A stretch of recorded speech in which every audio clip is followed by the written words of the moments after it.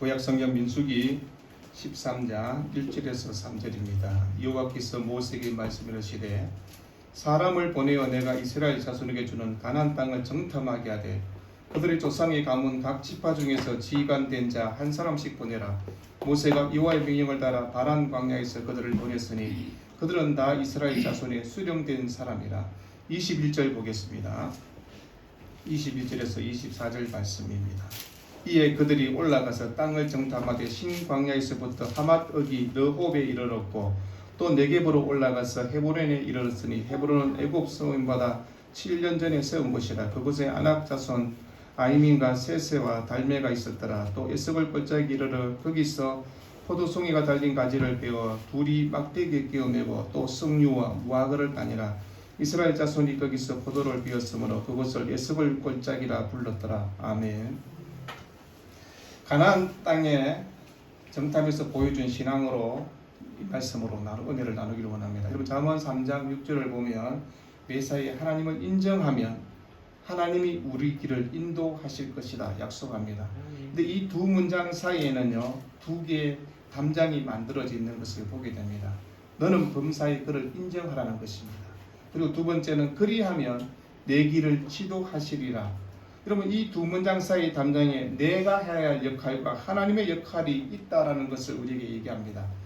여러분 하나님께 우리가 순종하고 옳은 결정을 위해서 하나님 주신 모든 자원을 활용한다는 뜻으로 하나님의 역할을 내 길을 지도해 주실 것을 얘기하는 것입니다. 우리는 내가 내 역할을 감당하면 하나님도 그분의 역할을 감당해 주신다고 얘기하는 것입니다. 그럼 우리가 인생을 살아가면서 왜 스트레스를 받습니까? 라고 하면 여러 이유가 있겠죠. 근데 가장 큰 이유는 인간인 내가 하나님의 영역까지 하나님의 역할까지 감당하려고 하니까 스트레스를 받는 것입니다. 하나님께 맡기면 되는데 내가 그것을 하려고 하니 스트레스가 오고 힘이 든다고 그렇게 말하지 않습니까? 그럼 우리가 하나님을 바라본다는 것이 무엇일까요? 담장을 지어놓고 하나님의 역할과 내 역할을 구분해서 내가 하면 됩니다. 하나님 뭐라고 합니까? 이건 내 영역이야. 네가 할 일이 아니라고 그렇게 얘기하는데 우리는 내가 하려고 다 하다 보니 힘들고 지치고 낭망할 때가 있습니다. 그리고 하나님께 순종한다는 것이 무엇일까요? 우리가 모든 것을 다 순종합니다. 그렇지만 순종하면서 하나님의 역할까지도 하나님께 맡기고 내 역할은 내가 충성하고 그러면 된다는 것을 얘기하는 것입니다. 우리의 선장 되신 하나님께서 그 배를 우리를 지금 인도해 가고 있는 것입니다. 그 배 조종을 내가 선장이 아니라는 것입니다. 하나님이 조종해 가시기 때문에 하나님이 이끌어 가시니까 걱정하지 말고 하나님의 지도하심을 받으면 되는 것입니다. 그런데 우리는 그렇지 못합니다. 내가 무엇을 해야 될 것 같고 내가 결정하고 판단해서 그것이 맞는 것처럼 생각합니다. 오늘 본문에 이스라엘의 각 지파에서 하나님이 한 사람씩 뽑아라 그렇게 얘기합니다. 그리고 가나안 땅을 정탐하라 그렇게 명령한 것을 보게 됩니다. 여러분 다베라 또 기브로 핫다와 그리고 오늘 우리가 읽지 않았지만 함께 보았던 미디암의 도전까지 오늘 본문 오후 예배 때 설교할 것입니다. 그런 일들이 있고 백성들이 불평, 가족들, 형제들이 비방의 사건들 이런 모든 사건이 이제 일단락되고 이스라엘 백성은 하세로에서 행견해서 바란 광야에 진을 쳤다라고 얘기합니다. 민수기 12장 16절 보면 그 후에 백성이 하셀소를 떠나 바란 광야에 진을 치니라 얘기합니다. 하세롯 그랬습니다. 바란 광야의 한 지역으로 뜰 마을이란 그런 뜻을 갖고 있습니다. 정확한 위치는 알 수 없지만 오늘 아카바만 북쪽 시내산 북동쪽 약 56km 정도로 생각합니다. 그래서 기브로 핫다에서 북쪽으로 약 10km 정도 있는 그곳입니다. 바란 광야라는 것은 동굴이 많은 땅이라는 뜻으로 시내 반도 중앙부에 위치한 이스라엘 광야 백성들이 함께 머물고 있던 그런 곳이었습니다. 그럼 드디어 이스라엘 백성들이 가나안 입구까지 도달하게 된 것입니다. 애굽을 출발해서 광야를 지나서 가나안 남부 입구까지 오는 데는 대략 한 40일 걸리면 충분한 거리입니다. 그런데 이스라엘 백성은 시내산에서 하나님과 언약을 체결하고 하나님 백성이 되기 위해서 또 함께 하나님의 성막을 만들고 1년 정도 시간을 보냈습니다. 그리고 광야를 왔기 때문에 약 이스라엘 백성이 1년 40일 정도 걸려서 가나안 남부 입구까지 오게 된 것입니다. 기브롯 핫다에서 한 달을 지체하지 않았더라면 가나안 땅에 더 가까이 올 수 있었을 것입니다. 그러면 애굽 땅이 좋다고 그렇게 말하며 자꾸 뒤를 돌아보는 백성들과 지도자들 탐욕까지 이스라엘 전체적으로 어수선한 분위기 속에 그렇게 행진해 왔음을 보게 됩니다. 그러면 가나안 땅으로 나가는 동력을 잃어버리고 사명을 따라 생각하기보다는 현실에 안주하려던 분위기가 팽배했던 것을 보게 됩니다. 그런 상황 가운데 이제 이런 상황을 역적시킬 만한 그런 돌파구가 하나님께서 정탐꾼을 보내라는 것으로 그렇게 만들어 가는겁니다. 여러분, 근데 우리는 이런 생각이 같습니다. 왜 하나님께서 갑자기 모세에게 이스라엘 백성의 지도자를 정탐꾼을 뽑아서 가나안 땅을 정탐하게 하셨을까 궁금한 생각을 갖게 됩니다. 기왕 하나님께서 이스라엘 백성을 인도에서 가나안 땅을 주시겠다고 약속했다면, 가나안 입구까지 왔으면 하나님께서 그냥 밀고 들어가는 쪽으로 그렇게 하시고, 우리가 아는 것처럼 밀고 들어가면 가나안 땅에 있는 모든 성들이 다 무너지고 모든 백성이 항복하고 그러면 좋을 텐데, 왜 하나님께서 그 정복하기에 앞서서 그 땅을 정탐하라고 했을까요? 우리가 정탐했던 이유를 우리는 이 모든 결과를 알고 있기 때문에 생각할 수 있을 것입니다. 그럼 이스라엘 백성을 정탐하고 그것을 보고 느끼게 하시는 하나님의 분명한 목적이 있는 것입니다. 그들은 가나안 땅을 정탐하고 가서 크게 혼란스러워하는 것들을 보게 됩니다. 그건 하나님을 믿지 못하고 신뢰하지 못하고 약속을 지키지 못하는 하나님을 그렇게 생각했던 것입니다. 그럼 우리의 삶의 자리에서 인간적인 노력이 배제되며 살아갈 수 있을까요? 그렇지 않잖아요. 우리가 해야 할 목이 있습니다. 가만히 손 놓고 있는 것이 아니라 내 손과 내 발을 부지런히 움직이면서 해야 할 일들이 있고, 하나님이 하셔야 할 일들을 우리가 함께 생각하는 것입니다. 하나님께서 이스라엘 12지파 중에 12명의 정탐꾼을 세우는 것을 보게 됩니다. 오늘 본문 2절에 내가 이스라엘 자손에게 주는 땅이라고 그렇게 주님은 말씀하고 있습니다. 그 땅은 아브라함에게 이미 약속했던 땅이었습니다. 문제는 그것을 믿어야 하고 믿음으로 약속의 땅을 정복해 가면 되는 것입니다. 그러면 하나님의 백성들이 맹목적으로 믿는 것이 아니라 하나님이 이미 약속했던 그 약속을 믿고 살아가는 사람이라고 얘기합니다. 우리가 알고 있는 히브리서 11장을 흔히 우리는 모든 사람의 믿음장 그렇게 얘기합니다. 거기 보면 성경은 이렇게 말씀합니다. 믿음으로 아브라함은, 믿음으로 사라는, 믿음으로 이삭은, 믿음으로 야곱은 이렇게 말씀합니다. 아브라함은 하나님의 부르심을 받고 하나님의 기업의 땅으로 나아갈 때 하나님의 약속의 말씀을 믿고 아브라함은 나아갔던 것입니다. 그럼 우리는 사라는 무엇을 믿었습니까? 라고 질문하면 하나님 유업의 자식에 대한 약속의 말씀을 믿었던 것입니다. 그러면 이삭은 무엇을 믿고 야곱은 어떻게 에서를 축복했습니까? 라고 질문할 수 있습니다. 야곱은 무엇을 가지고 자기의 자녀 12명을 축복한 것입니까? 모두 다 하나님의 언약의 약속의 말씀을 믿고 축복한 것입니다. 히브리서 6장 15절 보면 이렇게 말씀합니다. 믿음의 조상 아브라함의 생애를 한마디로 그가 이같이 오래 참아 약속을 받았느니라. 여러분, 약속이 있습니다. 근데 약속이 금방금방 주어지면 우리가 의심할 일도 없겠죠. 그런데 약속이 시간이 있고 우리가 기다려야 할 때가 있다는 것을 얘기하는 것입니다. 성경 히브리서 6장 17절에 하나님의 약속을 기업으로 받는 자들과 그 뜻이 변하지 아니함을 충분히 나타내시려고 그 일을 맹세로 보증하셨나라고 합니다. 하나님은 그거 주겠다 한 정도가 아니고 보증해서 약속을 해주셨습니다. 그래서 각 지파 중에서 지휘관 될 만한 사람들, 이스라엘 백성들 안에서 충분히 수령이 되고 차기 지도자가 될 만한 사람들을 하나님께서 그들을 뽑아라 얘기했습니다. 쉽게 말하면 최고의 엘리트 집단들입니다. 다음 세대로 12지파의 가장 중요한 인물이 되는 사람들을 뽑았습니다. 본문 4절에 보니까 노브연 지파는 삼무아라는 사람이 뽑혔습니다. 하나님께서 들으셨다 그렇게 합니다. 본문 5절에 시므온 지파에서는 사밧 그랬습니다. 그는 살폈다는 이름의 뜻입니다. 6절에 유다 지파는 갈렙, 우리가 알고 있는 공격자, 개, 종이라는 그런 뜻입니다. 7절에 이사가 지파는 이갈 그랬습니다. 하나님은 보복하신다. 8절에 보니까 에브라임 지파인 호세아, 하나님은 구원이시다. 9절에 베냐민 지파는 발디였습니다. 하나님은 자유롭게 하셨다. 10절에 스불론 지파는 갓디엘, 하나님이 군대라는 뜻입니다. 11절에 므낫세 지파, 갓디, 행운이라는 뜻입니다. 12절에 단 지파는 암미엘, 하나님이 내 친척이 되신다. 13절에 아셀 지파는 서둘 그랬습니다. 숨은 자라는 뜻입니다. 14절에 납달리 지파는 나비, 하나님 곁에 숨은이라는 뜻입니다. 15절에 갓 지파는 그우엘, 하나님의 위엄이라는 뜻입니다. 16절에는 여호수아, 우리가 아는 것처럼 호세아 이름을 갖고 있었습니다. 그러면 각 지파 중에서 뽑힌 사람들은 각 지파의 지위가 충분히 수령이 되는 사람, 영향력을 발휘할 수 있는 그런 사람들을 뽑아서 약속의 땅 가나안 땅을 정탐하라 그렇게 얘기했습니다.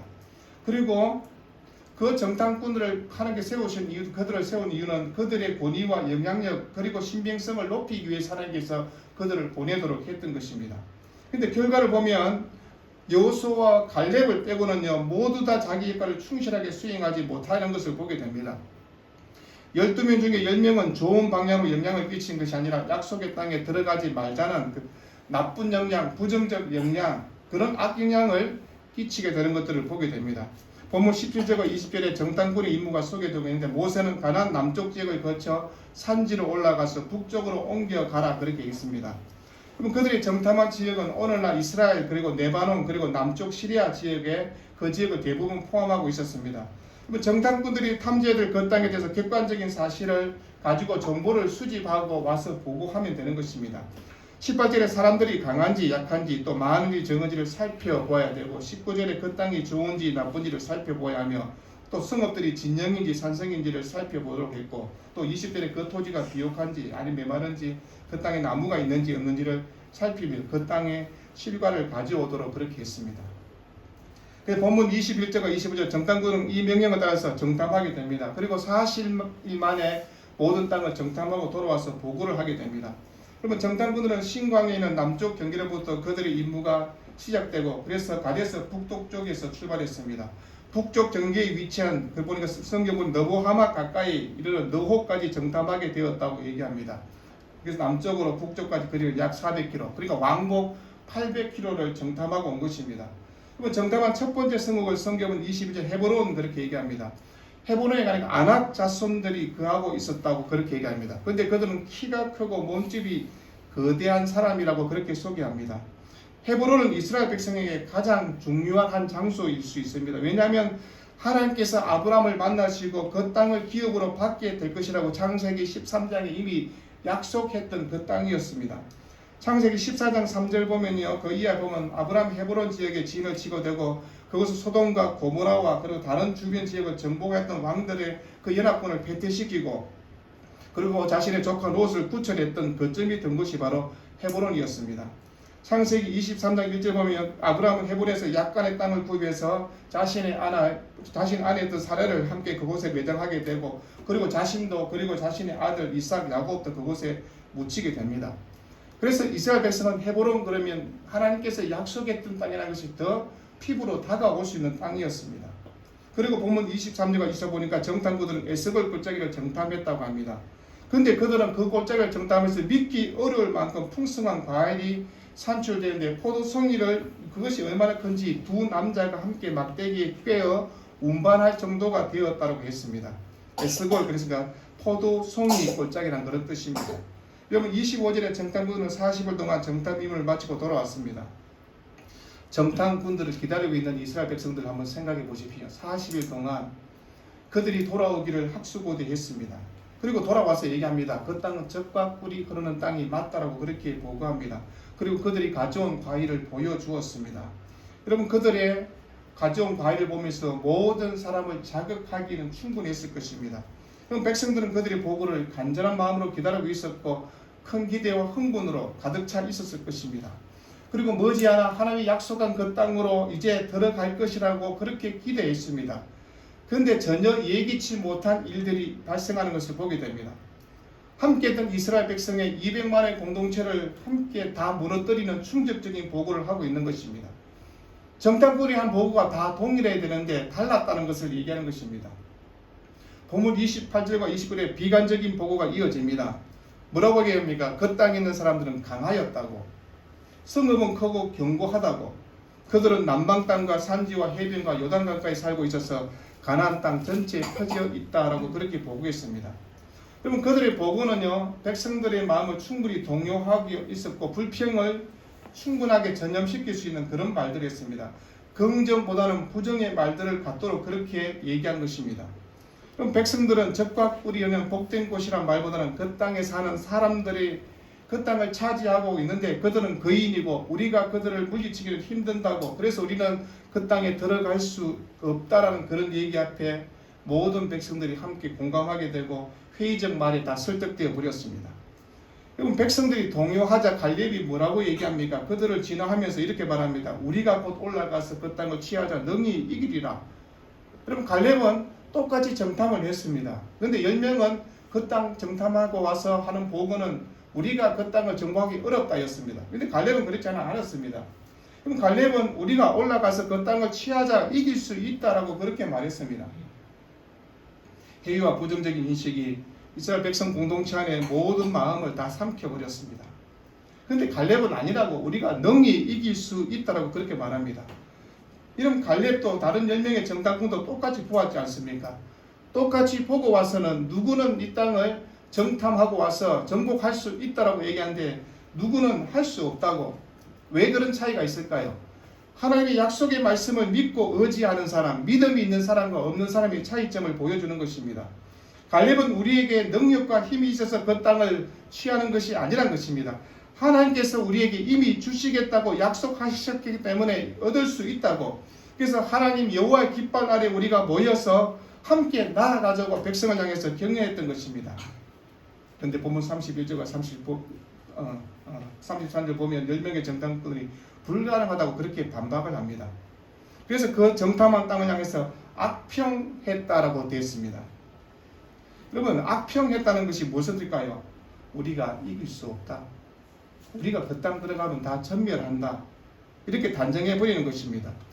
이스라엘 백성 전체를 향해서 패배주의로, 그리고 백성 전체를 향해서 부정적 생각으로 그렇게 만들어버린 것입니다. 백성들은 10명의 말을 더 듣게 됩니다. 하나님의 약속의 말씀은 다 잊어버리고 10명의 부정적인 말을 듣고 나쁜 영향을 앞에서 백성들이 다 휘둘려 버린 것을 보지 않습니까? 여러분, 지도자가 누구인가를 한번 생각해 보십시오. 지도자는 하나님의 약속의 말씀을 믿고 나아가는 사람입니다. 백성들의 비뚤어진 감정을 바르게 잡고 하나님의 약속을 더 신실하게 붙들어주게 하는 사람들이 지도자입니다. 내가 보고 온 판단, 그것이 다 맞느냐고, 비록 그들이 크고 강하게 보인다 할지라도, 견고한 성읍이라 할지라도 하나님이 우리에게 주시기로 한 약속의 땅이라면 된다고 신뢰하고 그렇게 고백해야 되는데 그렇지 못했습니다.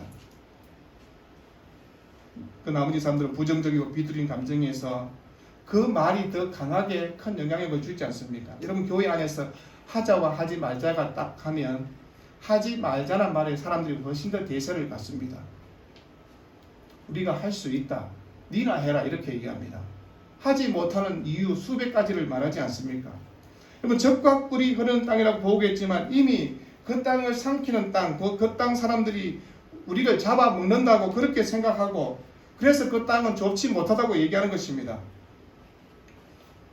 싸움을 하는데 키가 큰 사람도 만날 수 있겠지요. 장대한 사람도 만날 수 있을 것입니다. 여러분, 축구할 때 운동선수들이요, 키 작은 사람도 있고 키 큰 사람도 있잖아요. 키 큰 사람 만났다고 해서 기죽어 버리면 그 경기를 어떻게 이길 수 있겠습니까? 근데 사람들은 보면서 거인족속이라는 말에 다 두려움을 갖게 된 것입니다. 그리고 우리를 얘기합니다. 우리는 메뚜기 같다라고 그렇게 평가를 해버립니다. 여러분, 하나님의 백성이라는 생각을 잊어버리고 자기의 평가를 메뚜기 같은 존재로 그렇게 말해버리는 것입니다.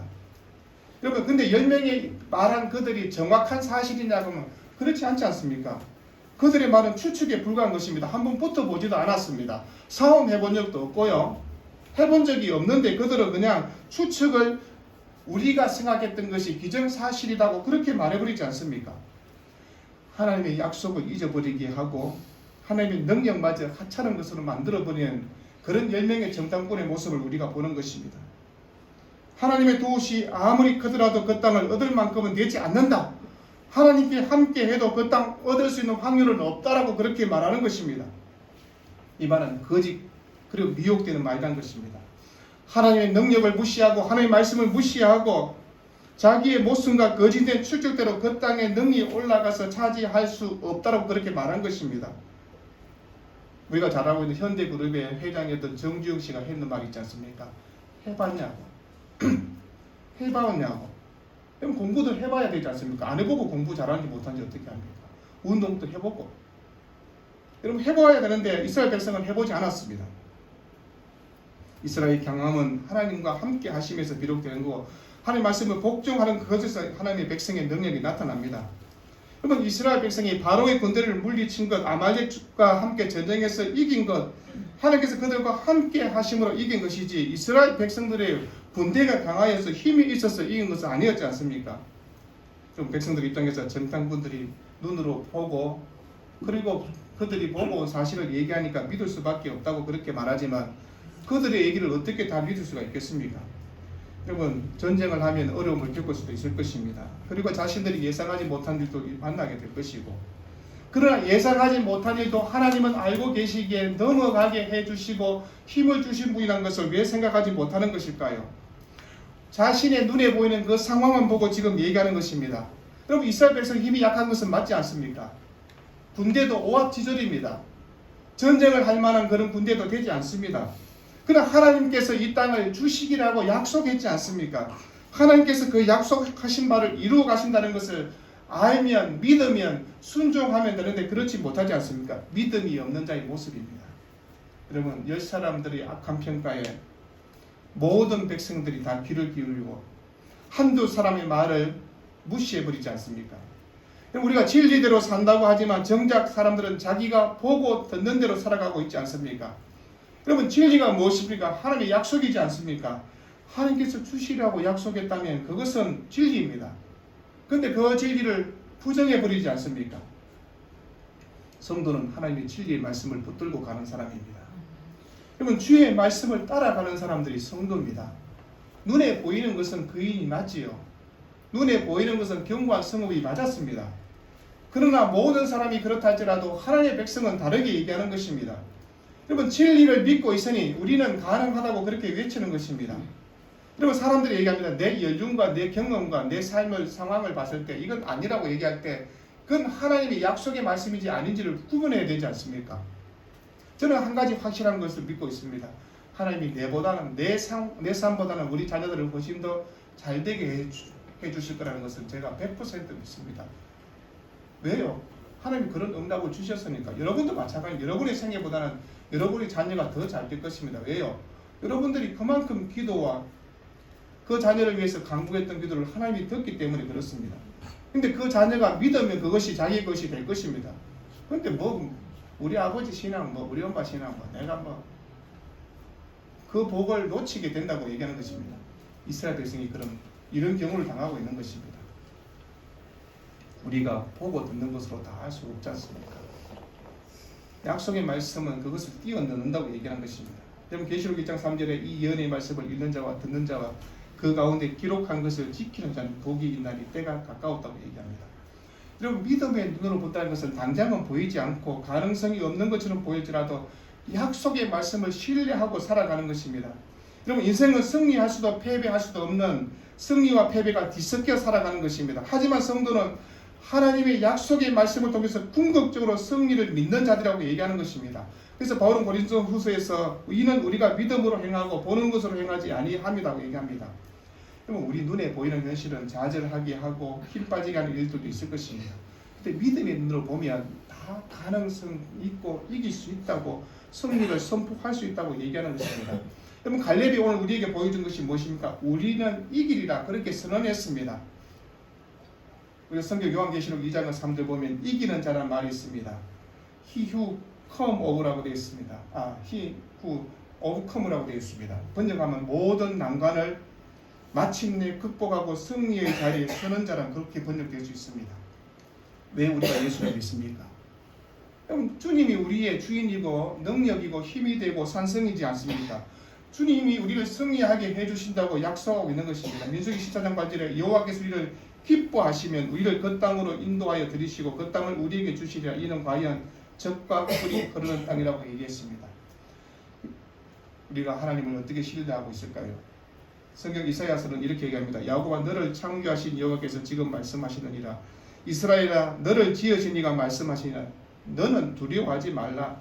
내가 너를 구속하였고 내가 너를 지명하여 부르나니 너는 내 것이라. 네가 물 가운데 지날 때 내가 너와 함께 할 것이라. 강을 건널 때 물을 너를 침몰하지 못할 것이며 네가 불 가운데로 지날 때 타지도 아니할 것이며 불꽃이 너를 사라지도 못할 것이며. 그러면 하나님이 기뻐하시며 하나님이 우리를 향해서 함께 하시면요, 건너가지 못할 강이 없습니다. 강이 있으면요, 하나님 그 강을 갈라버리지 않습니까? 강물을 갈라버리고 우리를 건너게 하시는 분이 하나님이라고 얘기하는 것입니다.